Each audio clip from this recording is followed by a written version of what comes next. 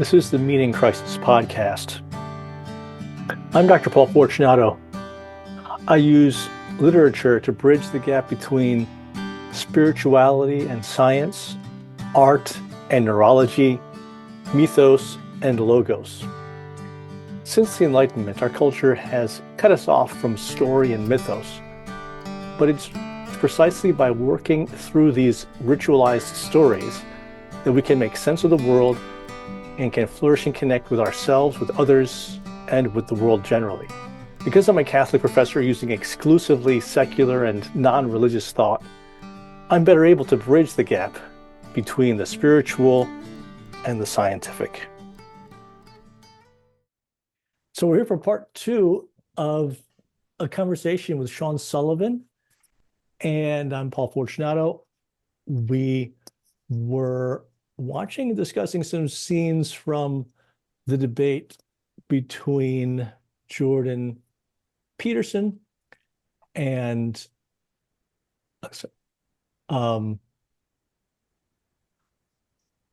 Sam Harris. And so I guess why is it anyway, let me pin it to myself for a second. So let me introduce my speaker and then my guest, and then what we're going to do is each of us will kind of summarize what we've kind of said so far, or at least some of the ideas that we've said so far in response to the Peterson-Sam Harris debate.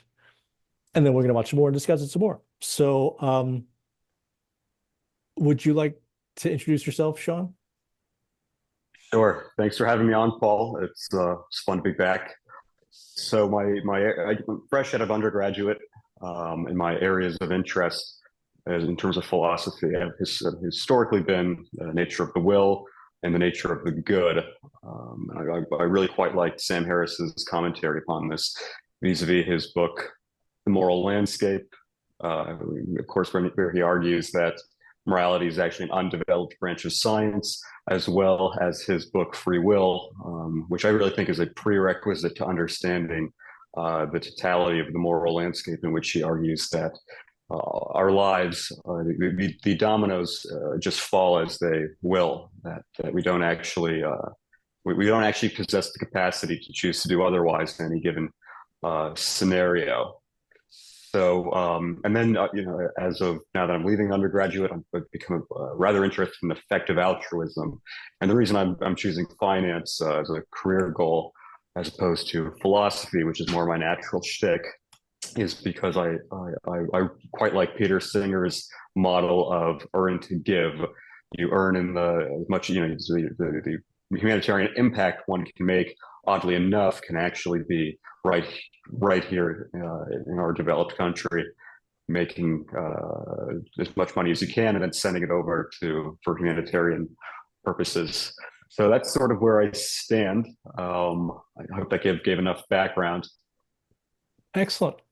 Yes. So I'm just gonna make it gather view, because for some reason it's not pending. And so I'm just gonna summarize some of my positions now, and then we can watch some Sure. more. And so I guess when last we spoke, which was like a month and a half ago, maybe, That's gosh, right. time flies. Um, I was defending some aspects of what Jordan Peterson was defending.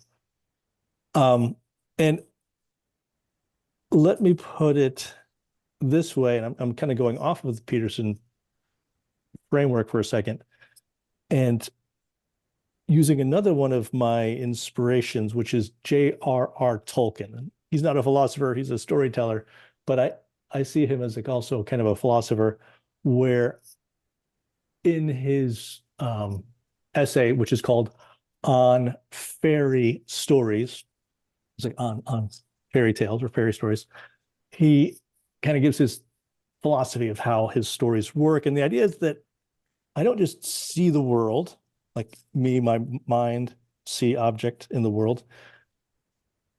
I see through stories, and specifically through ritualized stories. ritualized embodied forms of practice and story, and this is very abstract, so we'll get to this, which it makes me able to see the world at all and to see it most accurately.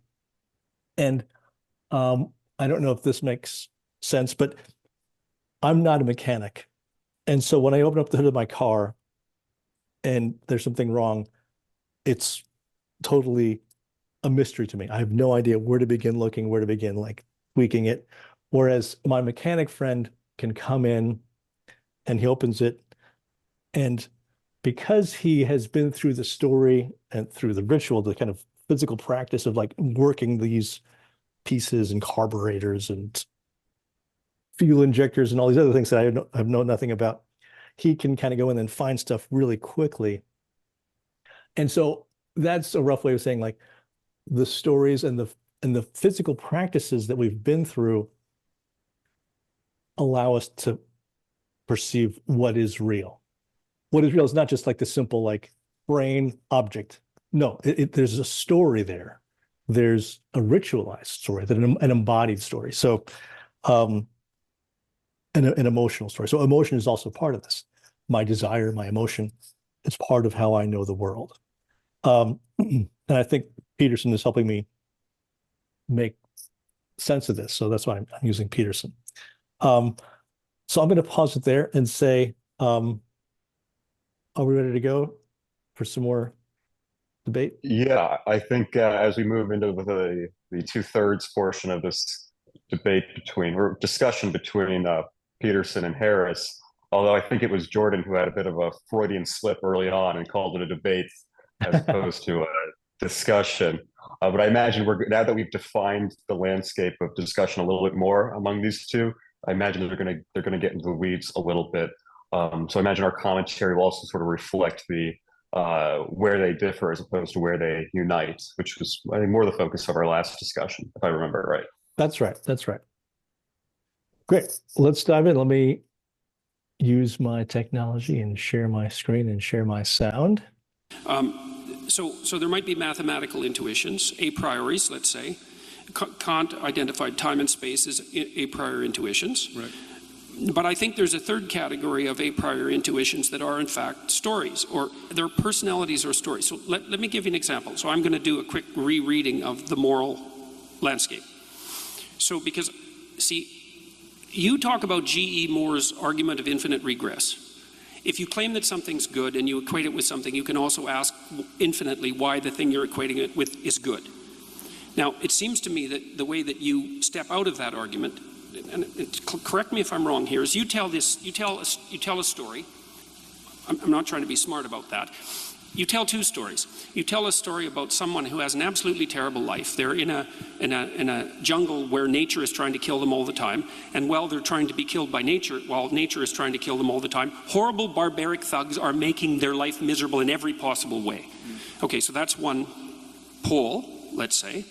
And then another pole, you identify, and these are hypotheticals, so I guess they're fictions. That's one way of thinking about it, even though they're extracted from real situations. They're meta-fictions, they're meta-truths. That's another way of thinking about it. You contrast a good life, and that's a life where the person has enough to eat and enough shelter, and they have the things that you would expect people to want. And you say this is a bad life, and you say this is a good life, and then you say that's. And then you make a side move, which I would say is that's an objectively verifiable fact. I would say, I don't think it is an objectively verifiable fact. I think it's a fundamental moral claim. And I think that's where you put your stake in the ground. And I would say, when I read that, I thought, well, if you take your jungle story, which you've extracted from a bunch of horrors and compiled, and you take your positive story, which you've extracted from a bunch of horrors, or a bunch of quasi-utopias, let's say, and compiled, you're 2/3 of the way to a landscape of hell and heaven. Right. Well, so then why not continue the abstraction and say, look, what we're really trying to avoid here is hell. Oh, yeah. What we're really trying to move towards is heaven. Yeah, but as soon as you do that, you're in a religious landscape. No, but my name for hell is...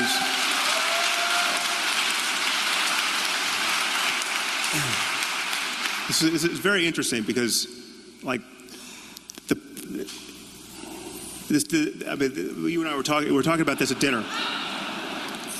We were talking about this at dinner and how the overlap or lack of overlap between our audiences. And so, like, I just heard from your audience there, and you might have heard from the odd convert. But what's amazing to me is, so, like, I have to do some work to figure out what point they think you made.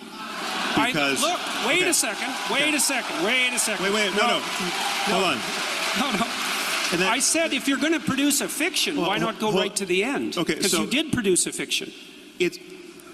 You can tell stories by way of communicating certain ideas. I mean, that's obviously. I'm not saying stories aren't incredibly powerful and useful and inevitable, right? It's like we use. Wait, I think you are. You might not be saying that they're not inevitable, but you are debating their utility and power, because you said that you don't need the story as an intermediary. I'm not. So now we have a few doors open here, which I think we should we should extract the most out of these areas that we've touched and not run on to something else. So I think there's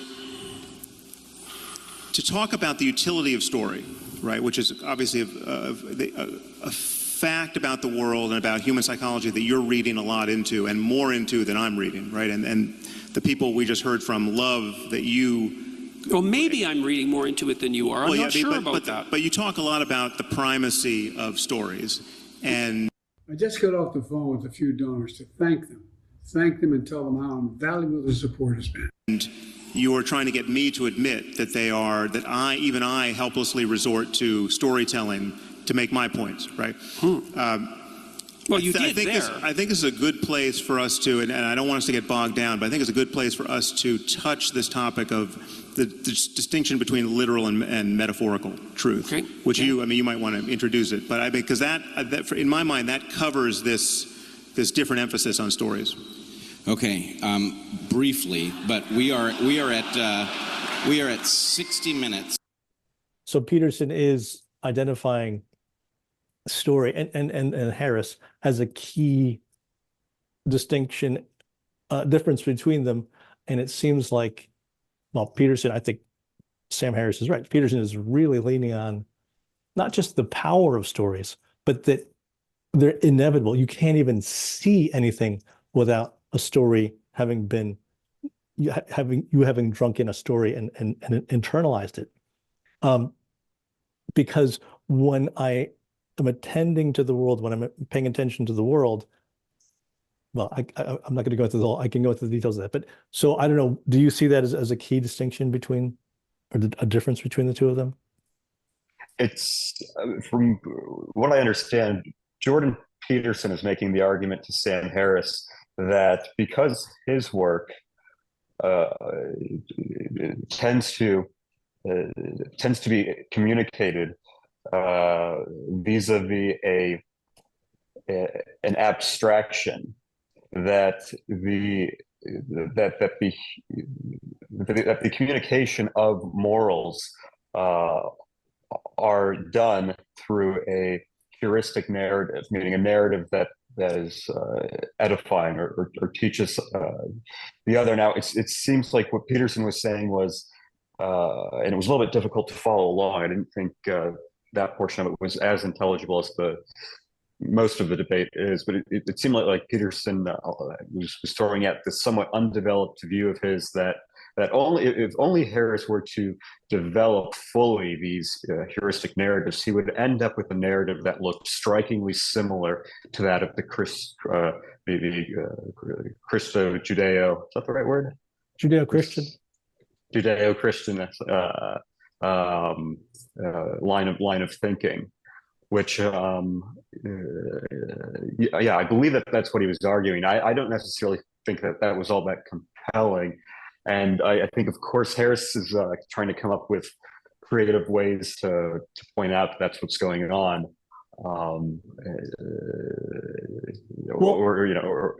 sure. I think you're right, and I think I can explain what Peterson was saying.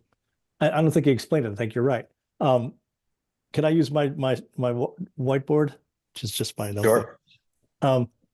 Because I think this is going to be useful. At least it's useful for me, and I hope you find it useful. Let's see if this works. Okay, computer, can you see my camera? Oh, shoot, what's going on? Can you see anything? I can see it. Can you see the piece of paper? Okay, good. I can, Okay, yes.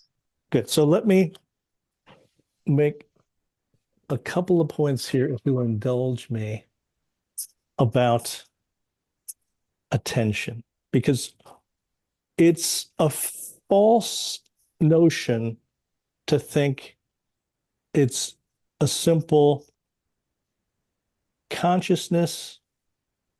Here's my consciousness, an object in the world.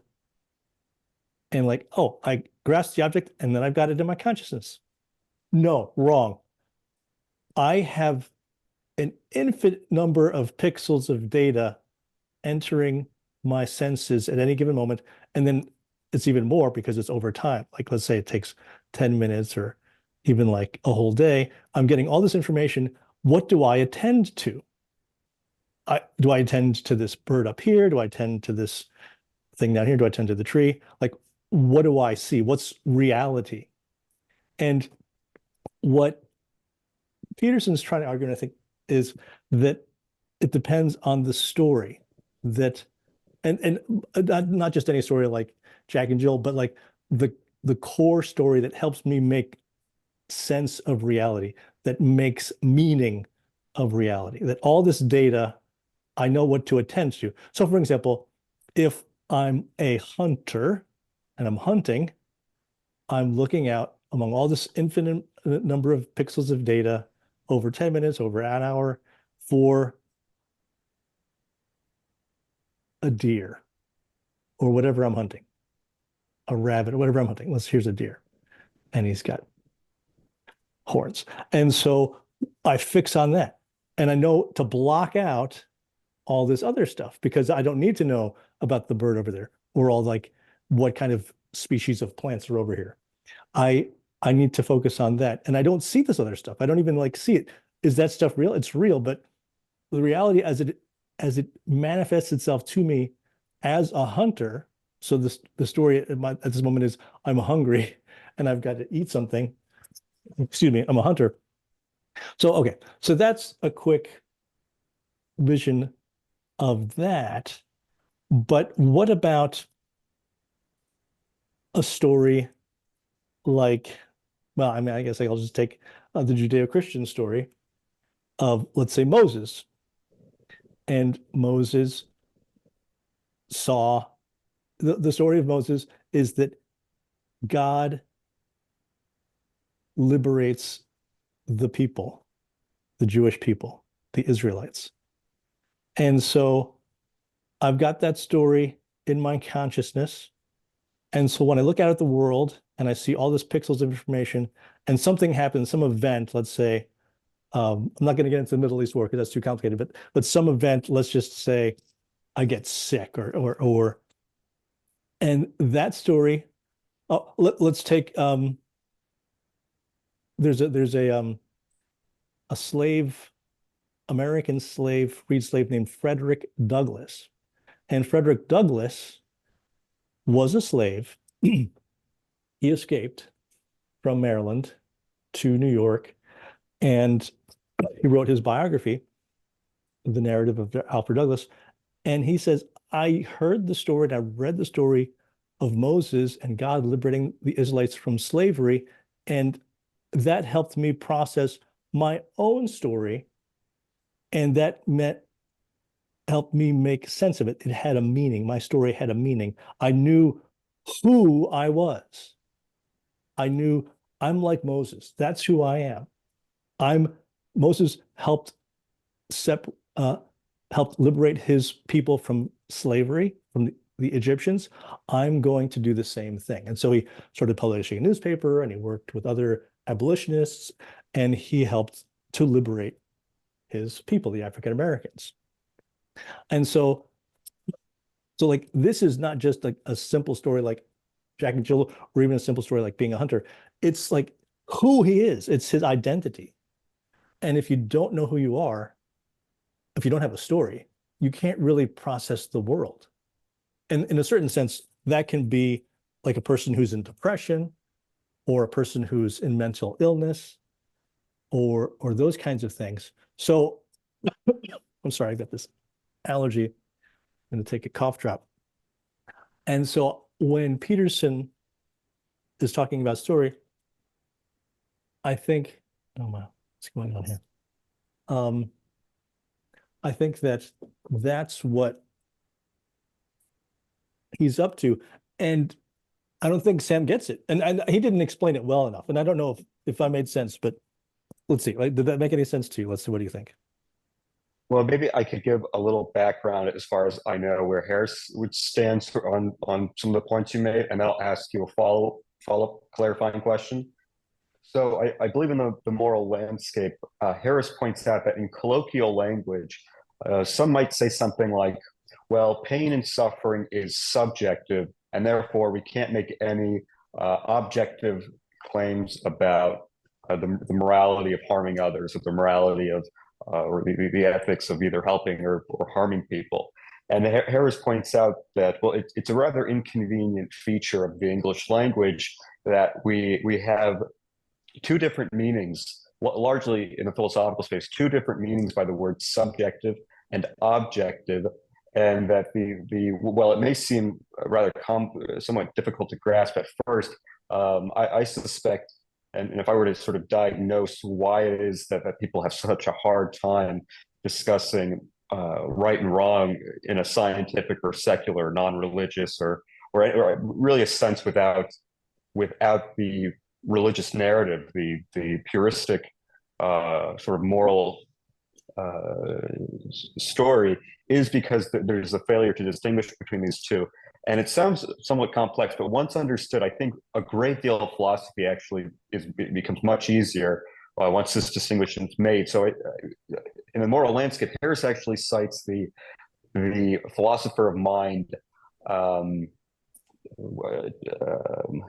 What was his name? His name was John Searle. And he distinguishes between the epistemic use of the word subjective and objective, which means the degree to which we mean to express that an idea is dispassionately derived and free from bias, whether or not something's subjective or objective. If I were to come up with sort of a thought experiment, I've never heard this one actually used, but I think I used it in an undergraduate paper one time. If you owned a 10% stock in Ben and Jerry's, and I haven't dived too much into finance, but I'm pretty sure that would be a very substantial amount of stock in Ben and Jerry's. And you told somebody, well, I can objectively say that Cherry Garcia is the best ice cream. You might raise some eyebrows because they would point out that, well, no, you can't objectively say that because you have a financial bias to selling Cherry Garcia flavored ice cream from Ben and Jerry's.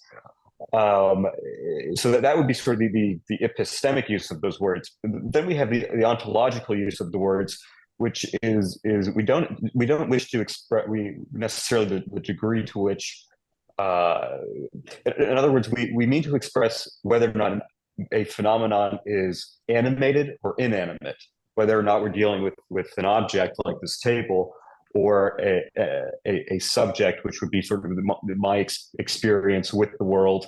We're interfacing through Zoom, so that whole model gets even more complicated. But in basic, that's what we're talking about. And so Sam points out that if you took a rock and you threw it against the wall and it shattered, people might think you're odd. They might think it's bizarre. They might even be concerned for your well-being because it's an odd behavior. But nobody would ever reasonably describe your relationship to the rock as having been transgressive, because the rock is ontologically an object, and you're ontologically a subject. However, if you took a dog and threw the dog against the wall, many people would rightfully gasp and even be, really take an affront to someone doing that, because the dog, we know, is characteristic, or at least we have great reason to believe so, is characteristic of an ontological object, which is its body, and then the ontological subject, which is that phenomenology that we attribute to him,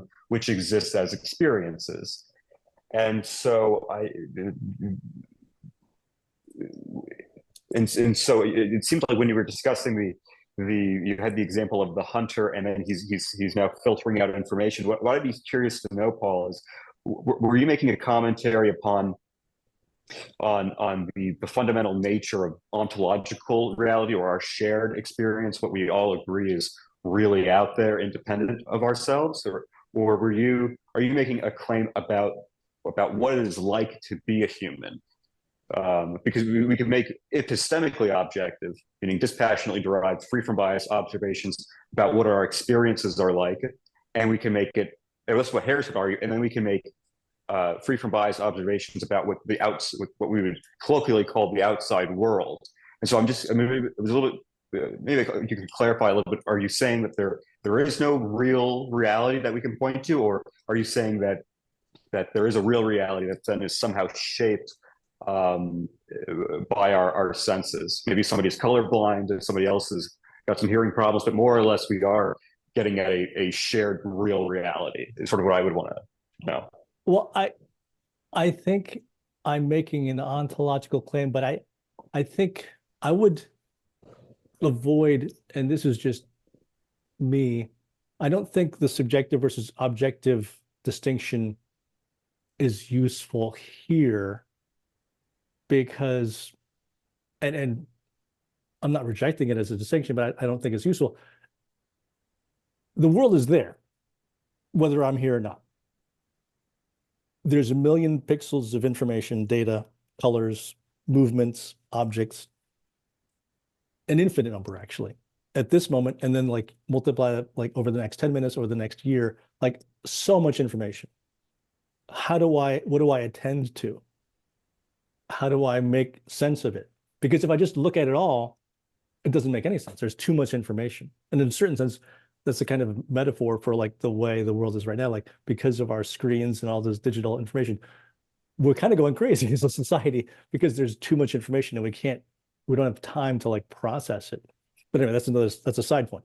But getting just to the ontological point of how I know what is in front of me right now, what's real, I still would say I don't see anything unless I have first taken in a story. And let me give an example from a story from the life of Helen Keller. So Helen Keller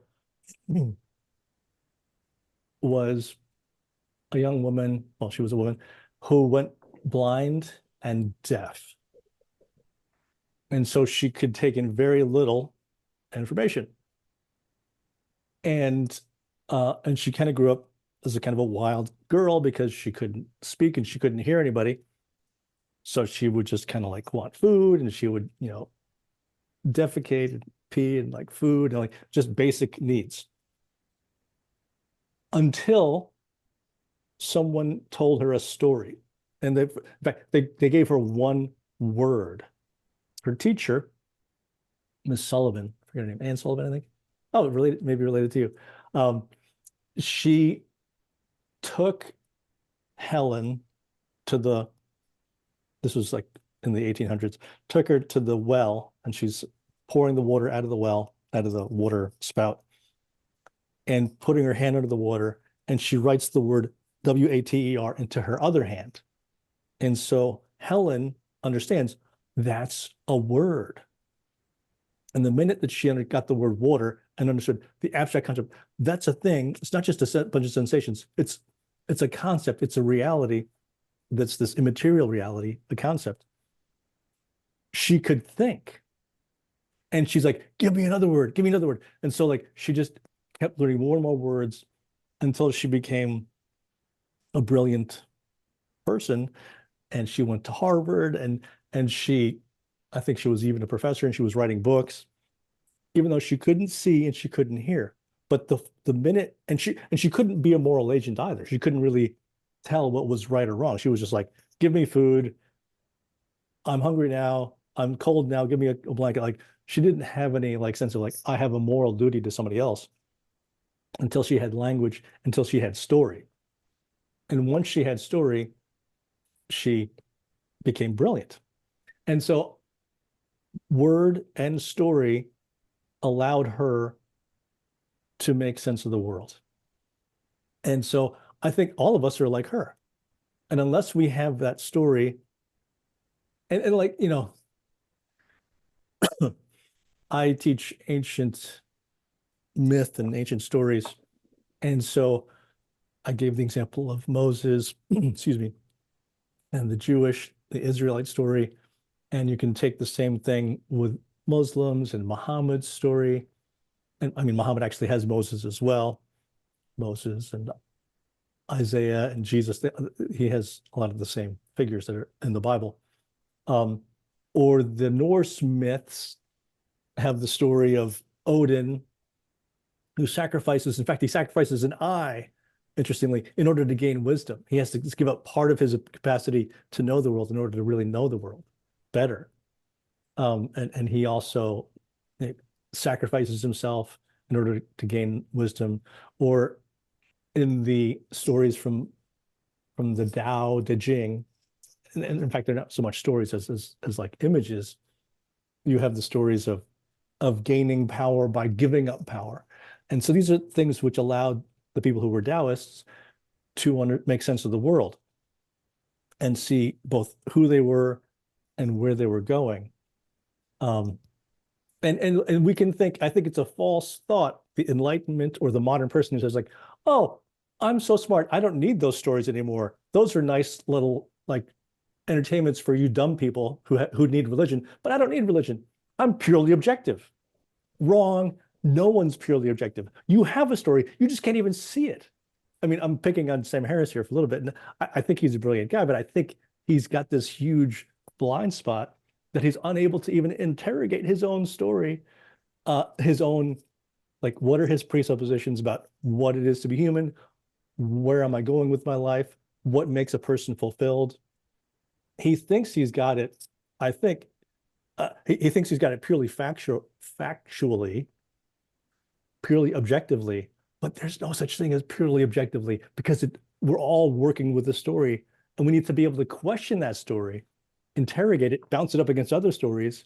That's why, like, a comparative religion is such an important study. We need to study religions. We need to study comparative religions in universities in order to really know what we know. And so anyway, let me pause there because I went on for a while there. Did that make sense? Sure. Yeah. No, I think it was interesting position. I don't necessarily know if the line of thinking you just expressed was the total view of Harris. I think it was perhaps based on Harris and then deviated in some ways from Harris, or that you took some of your ideas were derivations from Peterson's thinking. But I think the conclusions you all made are very much the same critique that Jordan Peterson has of Sam Harris's work. And I think, as we just saw, Peterson really opened up that conversation. I think with expressing doubt that the moral landscape, that the claim in the moral landscape that Harris makes, that we can make dispassionately derived, free from bias observations about somebody's experience, and therefore we can have a scientific foundation of morality. In a nutshell, that's what he's arguing. It sounds like Peterson casts doubt on that. And so I think a clarifying question I'd have for you, Paul, and maybe we'll figure it out as we progress through the video. I think aside from this debate, I recall Jordan Peterson making commentary upon Harris, and I think he, some might say it's ad hominem, but I don't actually think it was. I think he referred to Harris as being like a clever 13-year-old atheist, where he's and Jordan Peterson said to the effect, he has the view of a 13-year-old clever atheist who, in other words, Harris's view of religiosity is parallel to that of a clever teenage atheist's view of fundamental Christianity. And that was the word Peterson used. He said of fundamental Christianity. It seems that this would open up the worldview of Peterson, and maybe also yours, Paul, about the need for narrative. It would open it up to the question of, well, and again, I think we got into this the last time a little bit, which was is not that just an enlightened reading of what historically people took to be fundamentally true? And so I think one of Harris's points throughout this discussion is, and I think he even got a little bit at it, where he said, "I'm not so sure what they interpreted from what you just said," because when it's almost like when he uses these heuristics, these heuristic narratives. Peterson is put in a position where it's ambiguous as to whether or not it's taken fundamentally real or metaphorically true. And I think Harris is a little bit concerned of, well, is Peterson truly, as the expression Harris actually uses, probably not in this discussion, but is Peterson truly midwifing, so to speak, those who come from a background which their contemplative tradition or their contemplative lives have largely centered around narrative, and then is he midwifing them into humanistic enlightenment, which I think is what Peterson argues is actually quite laudable, or is he doing what Peterson believes is not very laudable, which is he taking the religious nomenclature and redefining it in a very, I mean, perhaps not in a way that is with purposeful malice or purposeful or lack of academic honesty or integrity, but is there a large subgroup of Peterson's followers who actually are not understanding narrative in the way that you just described, Paul, or the way that even Peterson describes, but are they sort of tagging along for this event because they have a past history with this nomenclature, these words, it pushes the right buttons in their minds, and so is that why they're following Harris Peterson? And I think Harris is rather skeptical of. I think you're right. It almost does come across as a little bit patronizing, where it's almost like Sam saying to the crowd, "Hey, some of you are lack such the mental faculties to even understand that Peterson doesn't mean it in the way that you mean it." And so I think that's why Sam is trying to almost lock Peterson in at point blank to get him to say, "Well, what do you fundamentally believe?" in a very literal manner about this, almost so I think that the religious fundamentalists in the crowd who don't necessarily know that Peterson is actually hyper abstracting from the narrative, and I think he's almost you can almost see it in Harris's face. There's almost a little bit of frustration of, well, you're still dodging a little bit, and I think that's his first goal actually. I think he wants to get Peterson to admit that he doesn't mean it in a very fundamental sense that most Christian fundamentalists would mean it, just so he can almost do away with that part of the group that follows Jordan Peterson, and then now he can, once that's established, it's almost like his strategy rhetorically is then to go after those who believe that we still have to take an interest in mythology, or what he would call mythology, to make to get at ideas of right and wrong, which are otherwise scientifically known. I don't know. Yeah. What are your thoughts on that, Paul? So can I do two things? I'm going to answer that question, and then I'm going to go back to my drawing board and try and flesh out some of the other things we said earlier. Well, sure. Let me do that. So yeah, I think that's right. And I think Harris is probably correct, as you're saying, that a lot of Peterson's followers haven't really delved deeply into his material, and they're just looking at it fairly superficially, so they don't really get what he's getting at fully. Yeah, I think that's true. And maybe they're just attracted to it because they have a kind of fundamentalist Christian upbringing or something, or maybe fundamentalist Muslim or Jewish, let's say, which would be similar. And so I would agree with that. But let me take a step back to something you said earlier and go to my drawing board, if my technology will help me out here, and see if I can make a point. So You had said, and this is very rough imagery here on my notebook, but here it is. You said, for example, like the subject and the object, and it made a difference if we're looking at an object like a rock.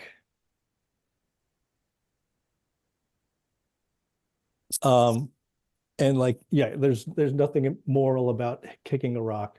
But if the object is a person or a dog, then there's a moral component to that. In fact, it's morally bad to do that. It's evil. And that would be a distinction between and that's because you're saying that this is more like a subject. Was that what you were saying? Or that there's a portion of the object dog which is animate, which is what we mean by subject in the ontological sense. Okay, so there's a portion, or at least partially. I'm not sure how to. Let's just keep it simple. This is partially a subject. He has experienced the dog, or he or she experiences, has consciousness, feels pain, feels, that's good. So a mountain, or let's take the entire earth. Do those have a moral component to what I do to them? Can I just take a mountain and let's say, oh, that mountain's in my way. I'll get a bunch of bulldozers and dynamite, destroy it, and create a highway, or turn it into a parking lot. Is there anything morally wrong about that? I think you could make the argument that yes, it would be immoral. Okay. Because people can't come visit it. And so you've just taken away the well-being that those people would have had by experiencing this beautiful mountain. Okay, so that's in relation to those people. But let's say there was no people on this planet. Let's say I go to Mars. Then no, I wouldn't have any reservations about it. Okay, and how about Mars? Can I just take a bunch of nuclear weapons and destroy Mars, and there's nothing really wrong about that? I think Elon Musk would have an issue. He would. That's true. He wants us to go there. I think he says we're going to have a city there in 30 years, which is, yeah. I don't think that's going to happen in 30 years. I think it could happen in 100 years, but anyway, if we're still around in 100 years. But but the mountain only has moral weight because in relation to persons, correct? Yeah, I think that's right. Either destroying the mountain, taking the well-being from those who could visit the mountain, or the waste of human resources in destroying it for a reason that doesn't actually bring back any well-being. In other words, the ROI, the return on investment, isn't all that great. Okay, well-being and ROI. And how about and sorry, I'm like putting you on the spot here. A forest. It doesn't have consciousness, at least in the same sense that a dog does. Sure. Or let's say like half of a forest. I just burn it all down because it's in my way. The moral dimension, I think, would assuming that forests and plants don't have experiential, there's not an experiential dimension. I don't know. I'm not an expert in forests, but I think the moral dimension would come insofar as how does it affect humanity? And it might force take out CO2 and whatever, I mean, someone's view is about climate change, but it could affect humanity. And so in that sense, it has a moral dimension, I believe. Okay, so I think we're going to see a clear distinction or a clear difference between my position and yours here, because I'm going to argue that these beings, the mountain, the earth, Mars, and the forest, who don't have subjectivity in that sense, aside from how they affect human beings, Sure. have not rights, but that they have a kind of sacredness. And sacred is a religious word, so I'm going to put it in quotation marks there. But what I mean by that is that they have a value beyond what is measurable by human instrumentation, that there's an immaterial presence there, material presence that gives it value.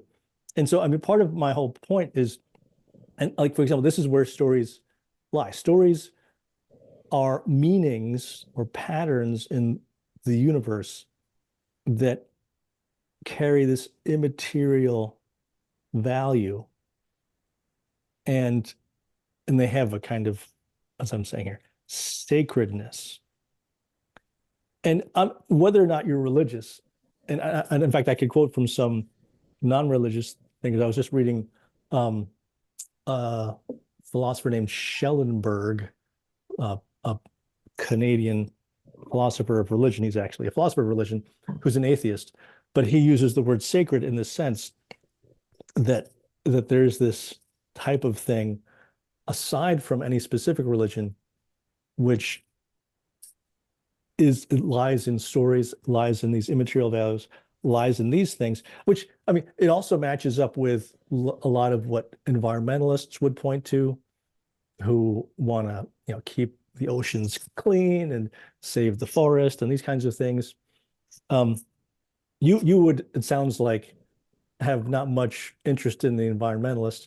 And I'm going to disagree with some of the things the environmentalists say, but to me, I think the environmentalists they're onto something. There's something sacred about these things. They're not just a bunch of rocks. They're not just a bunch of trees. There's a kind of spiritual goodness in a forest that's been there for hundreds, maybe thousands of years, maybe tens of thousands of years, that we have a duty to respect, aside whether or not it affects me as a human being. Or you can say, oh, well, what about the poor animals? Yeah, okay. The forest actually is, you can say it's necessary because it's going to sustain all those animals. Okay, fine. But not, I mean, there's also deserts. I mean, a desert, it also sustains a bunch of animals and even some small plant lives. Different types of terrain are equally sacred to as a forest. Anyway, so let me pause there and see. Do you see where I'm making a difference between you and me? It sounds like by sacred, though, my clarifying question to you, Paul, would be, but from the religious perspective, sacred would mean sacred in the ontologically objective sense, that it really has some that there it really is some interconnectedness between the object and to divine affairs. But it sounds like the way you're using it is more to discuss correct me if I'm wrong, but to discuss the feeling of reverence that humans have, which I don't think actually gets you out of the same paradigm of well, really what we care about is well-being and those phenomena, those things which can experience well-being or suffering. I mean, if somebody looks at, if somebody sees a forest burnt down and they're depressed for 3 months because they think, what a lack of reverence people had for the beauty that was that forest, you're still inside the paradigm of well-being suffering, aren't you? Or I'm just not seeing how you escape the paradigm.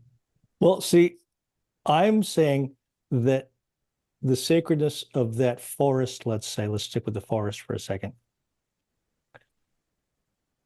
is objective. In what sense, though? It's not objective. You can't measure it by an experiment. I can't take out like a chemical tester and say, oh, there's the sacred part of the forest. No, it's not experimental. But the reality is it's as objective as anything else scientific is objective, aside from human well-being.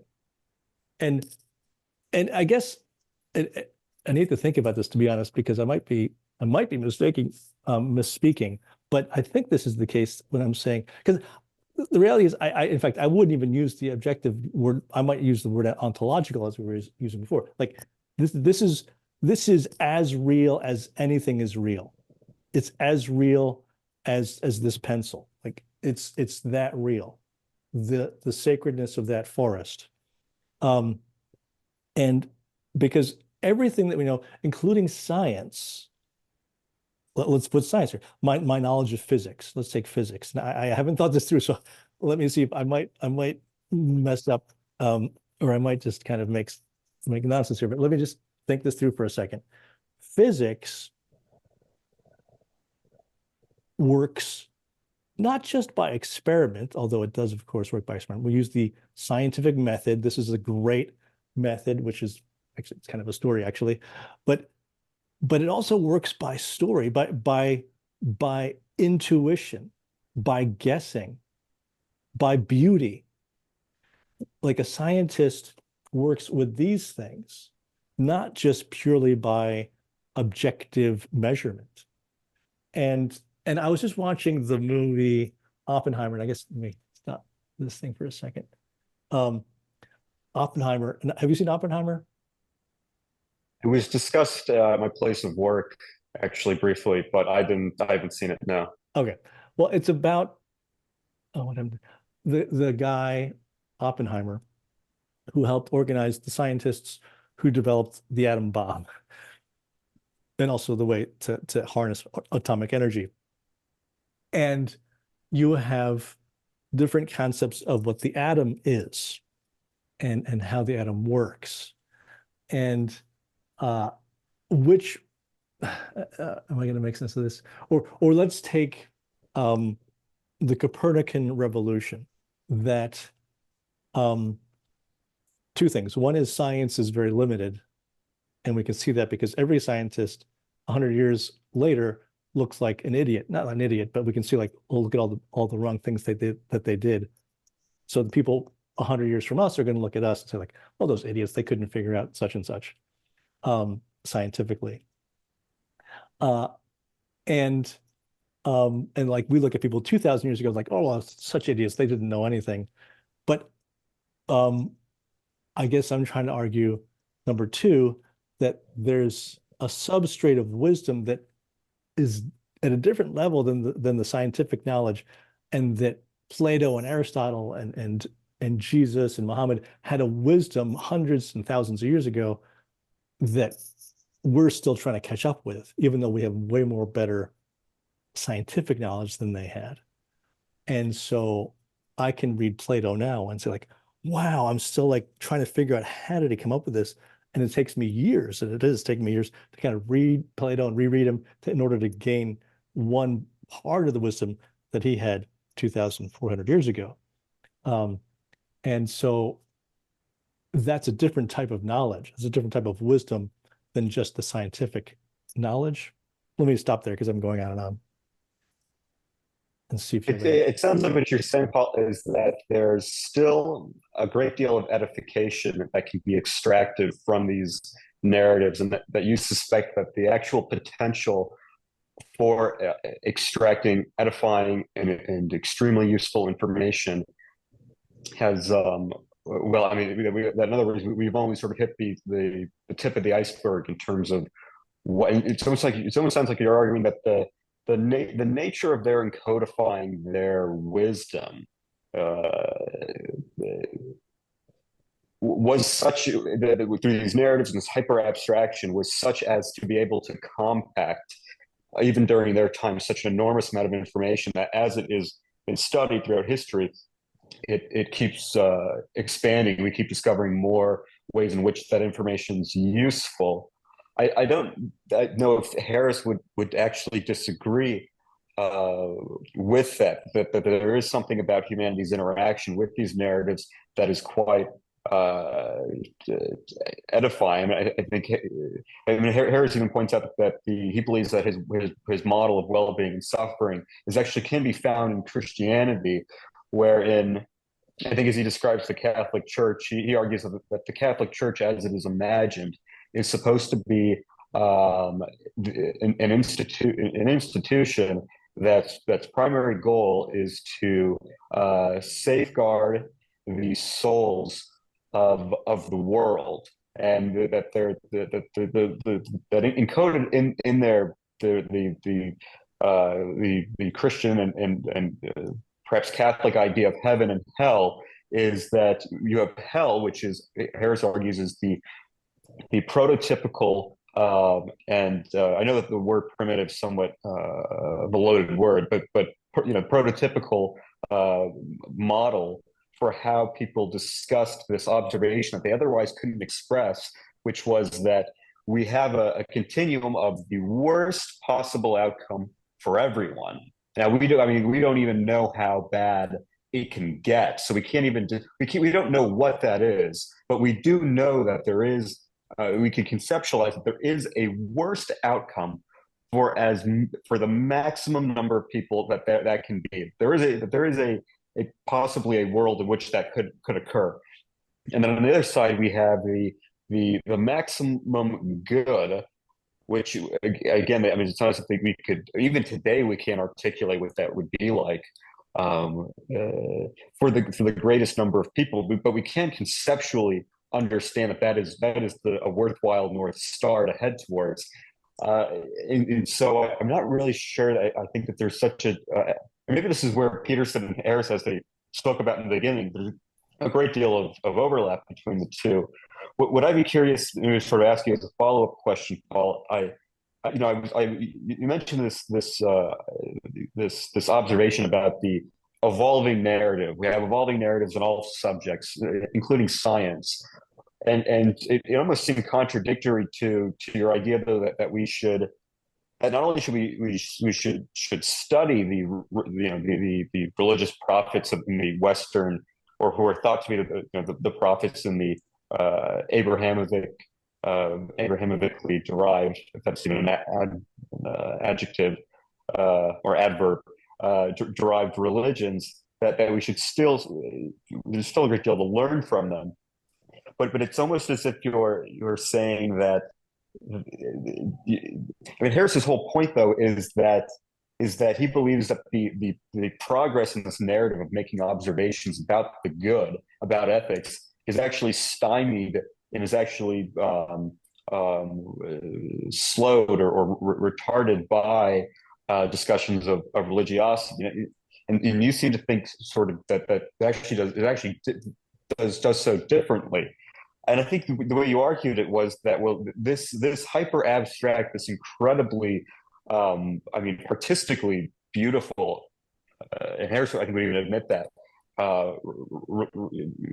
thing what we call religion, it almost sounds as if you're arguing, and correct me if I'm wrong, that it's necessary because of its ability to compress so much wisdom into such a small space, and to have it remain relevant for all of this amount of time. Am I right in thinking that that's sort of one of your defenses of religiosity, that it's almost like this accordion where these great prophets compressed all of this amazing wisdom, and then even thousands of years after they're dead, we're still seeing it spiral out, and that's why we need religion, because it's almost like it's our technology of storing wisdom. Am I right in saying that?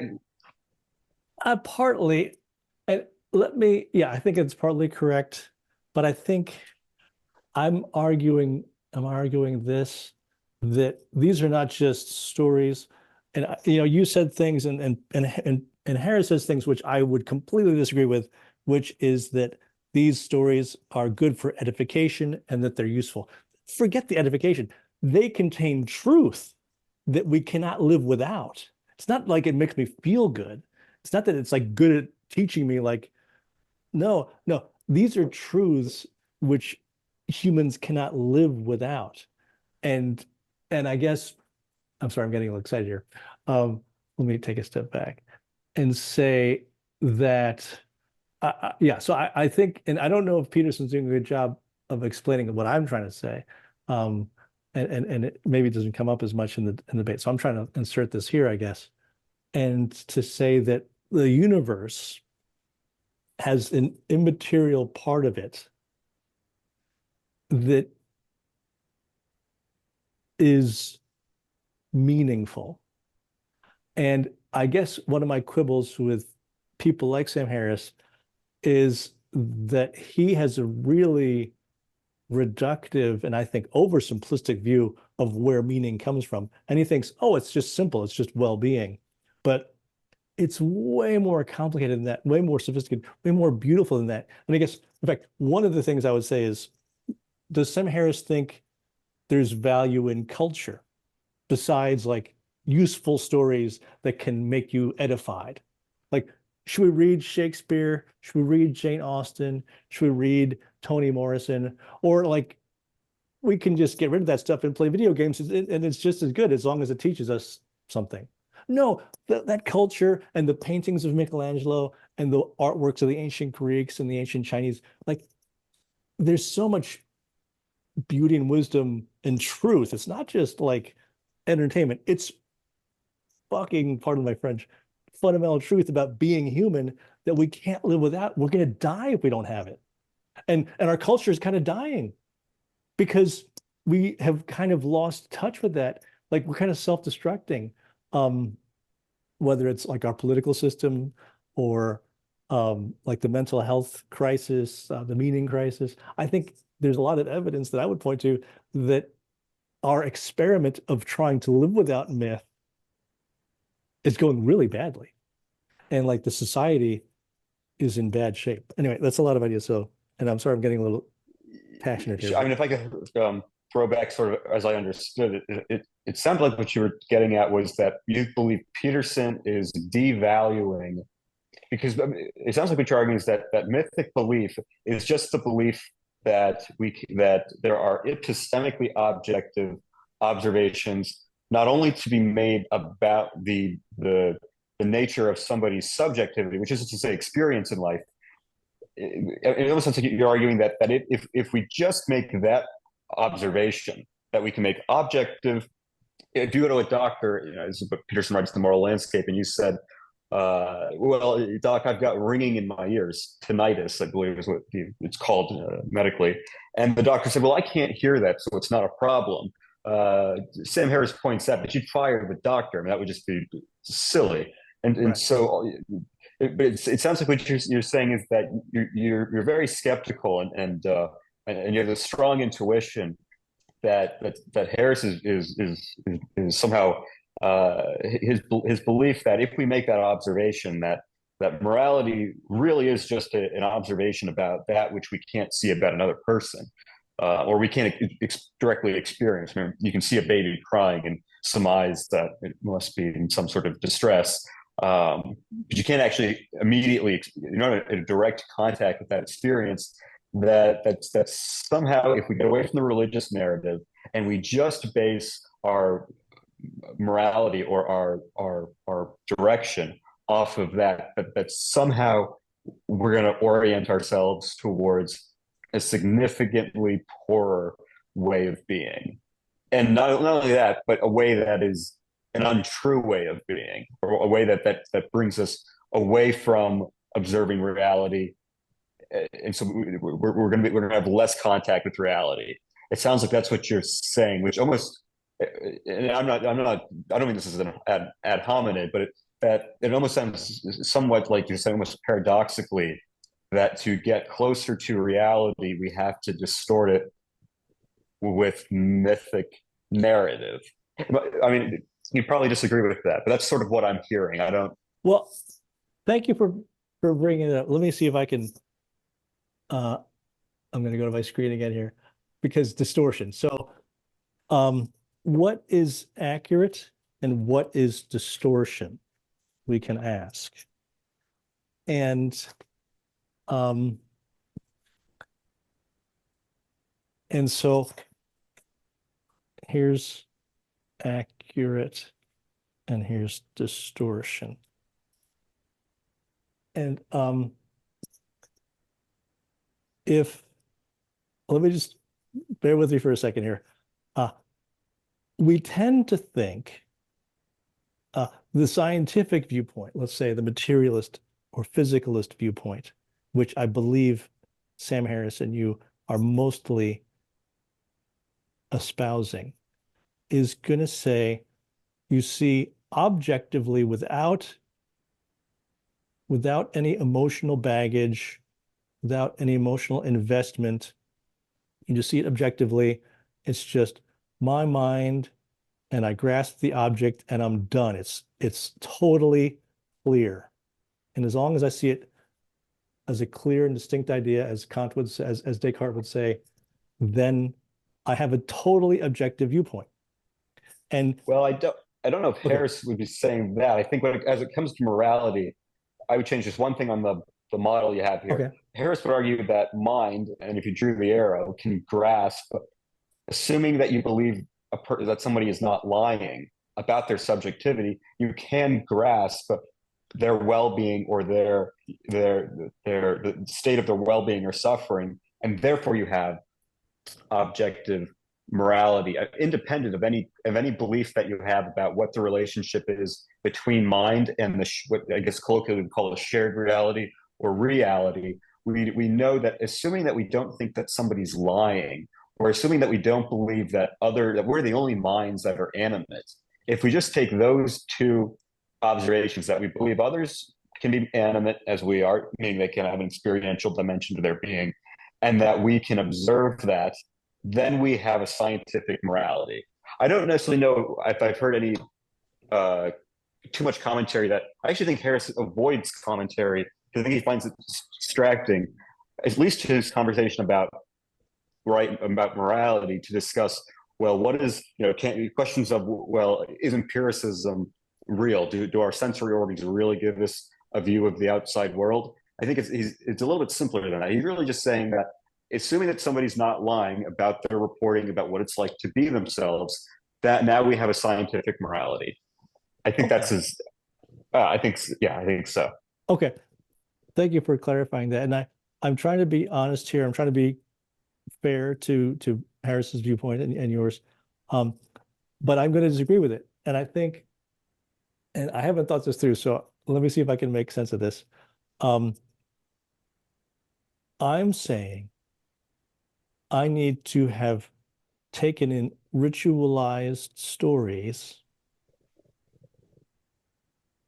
and we can call those like these myths, Aesop's fables, like, and then the ritualized part is like, it's communal. I'm also doing it. I might be going to a mosque or a church. I might be even going to a football game. That's a kind of a ritual. Like, these stories, they're drilled into my bones. And once I have those, then I can see accurately. That's what I'm trying to argue. And this person thinks they're seeing accurately, but they're not. In fact, they're lying to themselves because they think they're objective, but no one's purely objective. The person who sees most accurately is the person who has imbibed these stories and myths and ritualized stories, whether that's the Moses story and Frederick Douglass being able to make sense of his being enslaved and freeing his people. Like, that is seeing accurately. If he hadn't had that story, he would have been stuck. He didn't know who he was. Like, who am I? Who are you? Who is Sam Harris? Like, it depends on the story. And if you don't know your story, then you don't know who you are. And then you can't really act morally. And, I gave the example of Helen Keller. In a certain sense, I think Helen Keller is the extreme example. Like, she can't even, like, she has no words. Like, if you don't have any words, you don't know who you are. And if you don't have any story, and let me see if I can give another example, because I know this is really abstract, but I gave the Frederick Douglass. I think he's a great example. But let's take, gosh, I'm drawing a blank here. But let's take a fictional story, because I'm reading The Lord of the Rings right now, and so I'm thinking in terms of that. And so let's take Frodo. Okay, do you know are you familiar with the story of The Lord of the Rings? Very simply. Okay, not basically, too much. So Frodo is this hobbit. He's a short person who is given a mission. And before that, he's just kind of bumming around at home and he's having fun. But he's given this mission, which is to destroy the ring, because the ring represents the power of the evil one. And so he has to risk life and limb, and he almost dies, and he almost gets tempted even to evil. But he goes and he destroys the ring. And so he knows who he is because he knows what his mission is. And each of us, I would submit, has to ask ourselves, what's my mission? What's my calling? What's my vocation? And that vocation comes from stories. And I would say that Sam Harris does know who he is. He has a vocation. Part of his vocation is scientist, like, let me find out more. And part of his vocation is, let me help people be more moral. And I think he's doing a great job in that sense. Like, he's really working hard and helping people by writing these books and giving these talks and debating Jordan Peterson, where he's helping them make moral sense of their lives. So even though he doesn't talk about it, I think he is living a vocation. But this vocation, the story of this mission, these are based in what? In an immaterial reality. And I'm staying away from saying spiritual, because I don't think spiritual is helpful here, but that there's an aspect of reality that's immaterial, that's as real, if not more real, than like rocks and trees.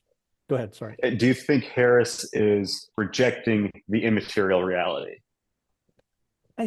Good question. I think he doesn't at least pay enough attention to it. It seems to me he's pointing to it because he's pointing to morals, which is a kind of immaterial, but he seems to think, and I guess maybe he is rejecting it, he seems to think, or it seems to me that he mistakenly is drawing moral value from fact. And in fact, that's one of the things that that Peterson picks on him, where he says you can't get from a fact to a value. Right, the is-ought problem. Yeah. David Hume. Right, which I think in the moral landscape, Harris says that, well, if you're gonna protest against his belief that good and bad just mean well-being and suffering, you have to invoke, or at the very least echo, a claim similar to that of David Hume's, or that is in its essence David Hume's distinguishing between the is and the ought. And Harris, in his book, I think verbatim says, this is nothing but a trick of words. And he's got a few different thought experiments to help people make this observation. But I think one of them, and I'm sure I'm embellishing it with my own ideas a little bit here, but not ideas, but thoughts on how to express it. One might observe that if an undergraduate student walks into a math class and a professor hands him back an exam and he failed the math course, he can't protest a professor. He can't say, well, professor, I choose to conceptualize the nature of arithmetic in a way that's totally incommensurate with reality or with what most people think is real. And so you actually can't fail me on this. You have to pass it. You have to say, I passed it. And no provost or chief academic officer, I think they're now using that term more for colleges, would ever even take a meeting with a student who had this complaint. However, if you go a few doors down, and if a philosophy course is going on and a professor fails a student, it can absolutely become very quickly an uproar in the community over the student saying, well, I choose to conceptualize the nature of right and wrong in a way that's totally different from the way you choose to conceptualize right and wrong. And they'll make this argument by citing David Hume or echoing David Hume is ought problem. And I think that's just one of the ways that Harris, and he's got many ways of sort of observing what he believes, and what I think is compellingly argues is the folly in David Hume's distinguishing these two. You can't go to any other subject. It becomes immediately apparent as to why the evocation of is-ought as a defense for one's own really wacky out there idea about that's totally different than anybody else's is fruitless. So I think the sort of the burden that Peterson finds himself is, and I think sort of people in your camp, Paul, in terms of they're thinking that the burden they have is they have to argue, and I don't necessarily know if I have this from Harris or from my own idea, but I think they have to argue that the nature of right and wrong is so unique. It's more unique than any other phenomenon that we know of, any other subject. It's so unique as to make it the only subject that is subject to the is-ought problem, whereas every other subject is exempt. And I think that would be sort of the burden that you and Harris have in this point of discussion. I don't know if that makes... It does. And if I'm understanding you, I think I would agree with Harris, and I would go against Hume, and I would say, like, that's not really a problem. I mean, you don't... Yeah, we have oughts. I mean, we like these things emerge to us, and you don't have to like do mental gymnastics to get them. You can see like it's wrong to kill, you know, like, or I should help that crying baby. Like, you don't need like science to get there, and that's true. Those are truth. Are those facts? They're not facts in a scientific sense. You can't measure. I mean, I suppose maybe you can measure like your electrodes on your brain, but even there, like, there are some people who wouldn't have the same, like a sociopath, someone who doesn't have morals, who has a hard time, like they wouldn't see anything wrong with killing somebody, let's say. Anyway, so let me, I'd say that I would agree with you there. So I think, and let me see if, you know, I think we've been going on for a while, so maybe we can move towards a closure. Is that okay? Sure, yeah. I'm enjoying this, and I would love to go on, but I think we should stop and maybe do a third one if you're up for that. I mean, we didn't even this watch might that turn much. into a 5-course, sure. Yeah. So let's move to a close, and I think let me make a couple of last points and then invite you, or would you like to make a quick point, or you want me to go first? Yeah, I mean, I think if we were to summarize, I think what's difficult about our discussion is that there's so much background that Harris and Peterson have that it's almost as if, because I know we're sort of discussing this as if there's and there will be an audience, but it's a little bit difficult in that regard. But I think, yeah, I mean, I think discussing the development of this argument or this discussion between Harris and Sam. I mean, even to this day, and I've watched it I don't know how many times. It's remained so captivating, and I don't necessarily know if I can articulate why. But maybe I'll end with this though. I'll end with just to leave our viewers maybe with a sort of cliffhanger that will bring them back next time. Harris points out that science can't tell us. Some people will argue, well, okay, fine, even if we do concede that good means well-being, bad means suffering, you still have the issue of why should we care? And I think going back to that analogy of the classrooms, science also can't tell us why we should care about arithmetic. Science can't tell us why we should care about facts as opposed to falsehoods. I mean, arguably, life could be much easier if we didn't confront reality. It can't tell us. It can't tell us why we ought, in that sense, do anything. And I think Harris is right that it no more applies to morality than it does to any other subject. Mm-hmm, mm-hmm. That was sort of my closing thought on how we progress during this conversation, I think. Well, and let me see if I can pick up on what you said there a little bit, John. I think one of the things you said that struck me, that I think is a big theme for me, are these big questions, maybe eternal questions, like, what should I do with my life? How will I be happy? Where am I going? Who am I? And then, like, what should I do about the fact that I'm going to die? Like, all of us, whether or not you believe in an afterlife or not, we all confront that. And so those questions need to be asked. That's where we gain wisdom. And we can read Plato and the Tao Te Ching and the Rig Veda about these issues very fruitfully 2,500 years later and learn a lot. And I think we need to read the tradition, both the Western tradition and other traditions, I would say. And so, I mean, I think the Western tradition is much, it's more pertinent to us because our culture and our traditions and our language has grown out of the Western tradition. So reading the Bible and ancient Greek and Roman thought and Norse mythology are very important for us in the West. And then I would also add, like, I love reading Taoism. I love reading some Buddhism. I'm not as familiar with those as I am with other things. But anyway, all that stuff, arts, literature, stories, ritualized stories, music, operas, these we need. And I'm not seeing, when I look at Sam Harris, he doesn't seem to give much of an argument for those things. And maybe it's not his concern, but to me, Peterson's giving more of an argument for like why we need those things, why we need to read those things, study those things, have conversations about them like we're having now. This is great. So I really appreciate your time, and I got a little excited there, so thanks for bearing with me. I can Sure. Well, it's exciting stuff. I mean, this is really energizing.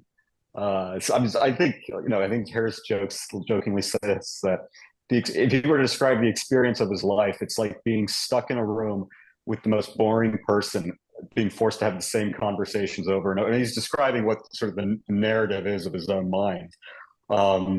But so, yeah, I mean, some people would think this is, they'd rather just go get lunch and like watch like football or something. Right. But, there's something I think about people, a certain subset of the population that we need this we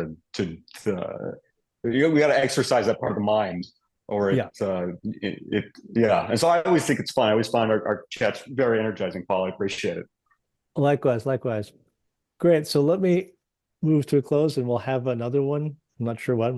Let's work on that. And thank you all for listening. This is the Meaning Crisis podcast. I'm Dr. Paul Fortunato. I use literature to bridge the gap between spirituality and science, art and neurology, mythos and logos. Since the Enlightenment, our culture has cut us off from story and mythos, but it's precisely by working through these ritualized stories that we can make sense of the world and can flourish and connect with ourselves, with others, and with the world generally. Because I'm a Catholic professor using exclusively secular and non-religious thought, I'm better able to bridge the gap between the spiritual and the scientific.